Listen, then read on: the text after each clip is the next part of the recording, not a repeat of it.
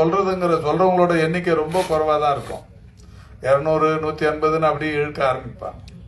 அது ரொம்ப எளிமையா புரிஞ்சுக்கிற மாதிரி ஒரு பாட்டுல கவிஞர் சொல்லியிருக்கிறது.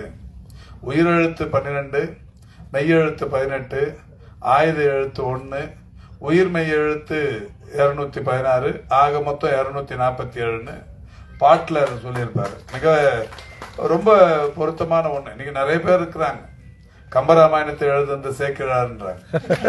அதான் அந்த மாதிரியான ஒரு பெரிய இலக்கியவாதிகள் இருக்கிற நாட்டில் இந்த தமிழ்ல எத்தனை எழுத்துங்கிறத மிக அற்புதமா இது ஒரு அந்த பாடல்ல கேட்கும் போது அவ்வளவு நல்லா இருக்கும்.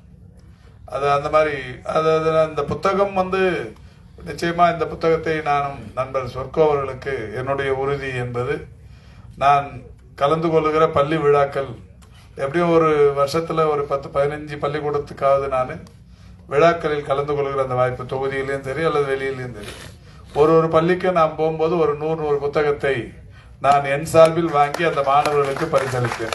இப்போ மட்டும் 100 வாங்காம ஒவ்வொரு தடவையும் ஸ்கூலுக்கு போகும்போது ஒரு 100 புத்தகங்கள் இந்த ஆண்டு முழுவதும், நடப்பாண்டில் கல்வி ஆண்டு முழுவதும் நான் எந்த பள்ளிக்கு செல்கிறேனோ அங்கே என்னுடைய நன்கொடையாக ஒரு 100 புத்தகங்களை வாங்கி அந்த பள்ளிக்கு தருவேன் என்கின்ற உறுதியை. ஏன்னா இது ஸ்கூல் போய் சேரணும், பள்ளிக்கூடத்திற்கு இந்த புத்தகம் போய் சேரணும்.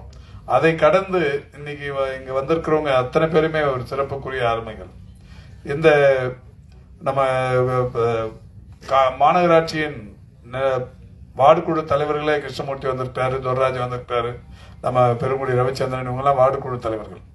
அவங்க தலைமையிலேயே ஏராளமான பள்ளிகள் இருக்கு. இப்ப நம்ம இந்த புத்தகத்தை, பெரும்பகுதியான புத்தகங்களை பள்ளிகளில் கொண்டு போய் சேர்ப்பது என்பது பெரிய அளவில் இது பள்ளி மாணவர்களுக்கு பயன் தரும் என்பதால் இது உண்மையிலேயே ஒரு பாராட்டுக்குரிய ஒண்ணு. அதை கடந்து இப்ப நாம இந்த சோசியல் மீடியால, குறிப்பா பேஸ்புக்லயும் ட்விட்டர்லயும் அதுல எல்லாத்தையும் வேற எதையும் நம்ம போட்டு பதிவிடுறதை காட்டிலும் அவர் ஒரு 35 பாட்டு, எத்தனை பாட்டு கவிஞர், 35 பாட்டா, 35 பாட்டு பாட வச்சிருக்கிறார். எல்லாமே திரைத்துறையின் பிரபலங்களை வைத்து. இந்த 35 பாடல்களையும் முடிந்த அளவுக்கு நம்ம சோசியல் மீடியால ஸ்ப்ரெட் பண்ணணும். இதை பரவ செய்யணும். எங்க பார்த்தாலும் இந்த பாட்டு கேட்கிற மாதிரியான ஒரு சூழலை ஏற்படுத்திட வேண்டும். நான் கூட காலையில் அவர்களை சொன்னேன், இந்த ரிங்டோன் பதிலா நான் இந்த ஒரு பாட்டை வச்சுக்கலாமா, அனுமதிக்கிறீங்களான்னு கேட்டேன். அவர் தாராளமா வச்சுங்க அப்படின்னு சொல்லியிருக்கிறார். இது ஒரு பெரிய முயற்சி. ஏன்னா இலக்கணத்தை இப்ப இங்க பேசின அத்தனை பேரும் சொன்னார்.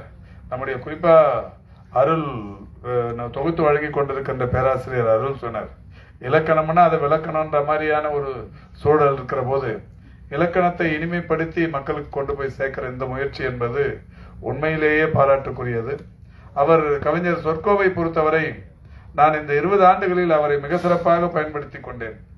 அது வருகை தந்திருக்கிற கழக தோழர்களுக்கு நன்றாக தெரியும்.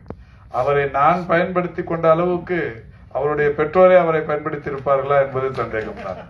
நம்முடைய முத்தமிழறிஞர் கலைஞர் அவருடைய பிறந்த நாள் விழாவாக இருந்தாலும், நம்முடைய வணக்கத்துக்குரிய தமிழ்நாட்டின் இன்றைய முதலமைச்சர் அவருடைய பிறந்த நாள் விழாவாக இருந்தாலும், ஒரு அரை மணி நேரம் அவரோட உட்கார்ந்து பேசி எத்தனை நிகழ்ச்சி வடிவமைக்கிறது, இந்த நிகழ்ச்சிகள்லாம் யாரெல்லாம் பேசுறது, இந்த மாதிரி பட்டியல் தயாரிக்கும் போது அவரும் நானும் உட்காந்து பட்டியல் தயாரிப்போம். தயாரிச்சுட்டு அவருக்கையில அந்த லிஸ்ட்டை கொடுத்துட்டோம்னா ஒரு 2 வீலர் எடுத்துட்டு போயிட்டு எவ்வளவு பெரிய பேச்சாளராக இருந்தாலும் தேதியை வாங்கிடுவாரு.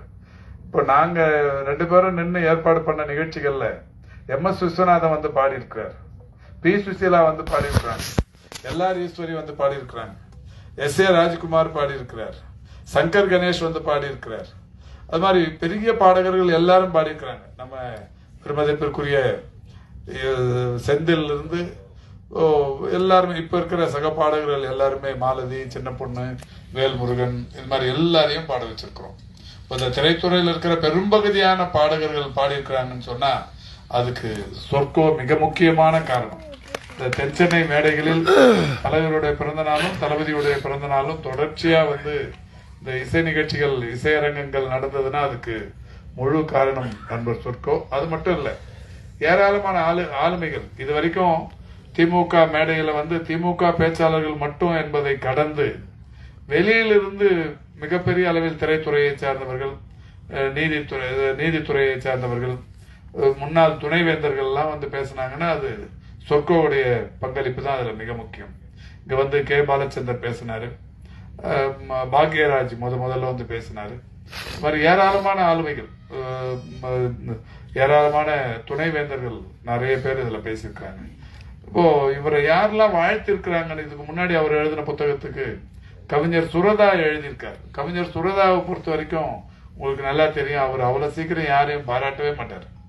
கவிஞர் சுரதா பாராட்டி ஒருத்தரையும் நாம பார்க்க முடியாது.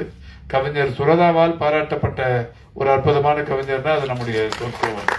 கவிஞர் சுரதா போன்றவர்கள் ஏராளமான கவிஞர்கள் அவரை நம்முடைய கவிஞர் சொற்கோவர்களை பாடியிருக்கிறார்கள். எனக்கு டெய்லி காலையில இது மட்டும் இல்லை, நான் சுயநலம் மிக்கவன் என்பதுக்கு இன்னொன்னு என்னன்னா, கவிஞர் காலையில ஒரு 1.5 மணி நேரம் என் கூட இருப்பாரு. 5 மணிக்கு வந்துருவாரு.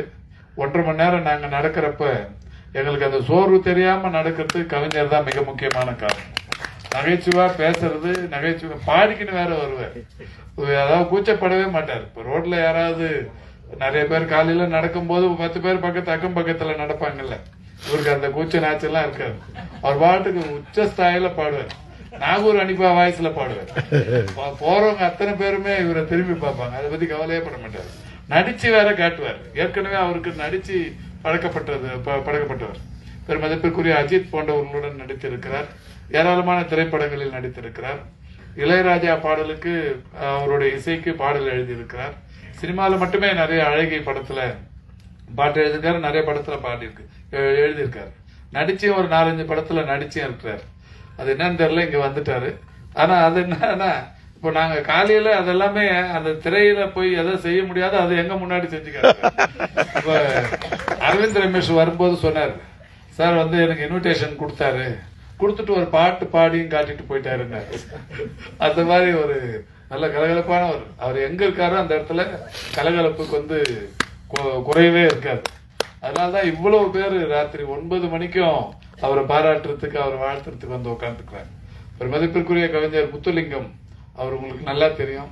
ராஜீவ்காந்தி, இது மாதிரி எல்லாம் இவ்வளவு பெரிய ஆளுமைகளை ஒரு மேடையில பேர் போடாம வந்து இவ்வளவு நேரம் உட்காந்து இருக்கிறாங்கன்னா, இது இவரை தவிர வேற யாரு கூப்பிட்டு இருந்தாலும் அவங்க வந்திருக்க மாட்டாங்க. அந்த அளவுக்கு ஒரு அற்புதமான மனிதர். அவருடைய அவருக்கு நாம செய்யற அந்த ஒரு தமிழுக்கு அவர் செய்திருக்கிற இந்த பெரும் பணிக்கு அவருக்கு நாம் செய்கிற அந்த கைமாறு இதை கொண்டு போய் சேர்க்கணும். அந்த சேர்க்கிற பணியில் நாம் நிச்சயம் ஈடுபடுவோம் என்று சொல்லி, மிக நீண்ட நேரம் உங்களையும் நான் காக்க வைக்க விரும்பவில்லை என்று கூறி, இந்த அற்புதமான இந்த முயற்சியை மேற்கொண்ட பெருமதிப்பிற்குரிய நானும் காலையில இருந்து என்ன பண்ணேன்னா நிறைய ஸ்டடி பண்ணேன். MS விஸ்வநாதன் பாட்டு பண்ணாரு, அதுக்கு இவர் என்ன வரி எழுதினாரு, ஒரு 2 வரி சொல்லலாம், அதை புல்லாங்குழல் அந்த பாட்டு சொல்லலாம் அப்படிலாம் நினைச்சிருந்தேன். எல்லாரும் ஈஸ்வரிக்கு 2 வரி சொல்லலாம், ஒரு எந்த பாட்டுக்கெல்லாம் எழுதினாரு அதெல்லாம் சொல்லலாம்னு நினைச்சிருந்தேன். சொன்னா அப்புறம் நீங்க தாங்க மாட்டீங்க, கவிஞர் பேர்ல இருக்கிற அன்பு கொஞ்சம் குறைஞ்சிரும்.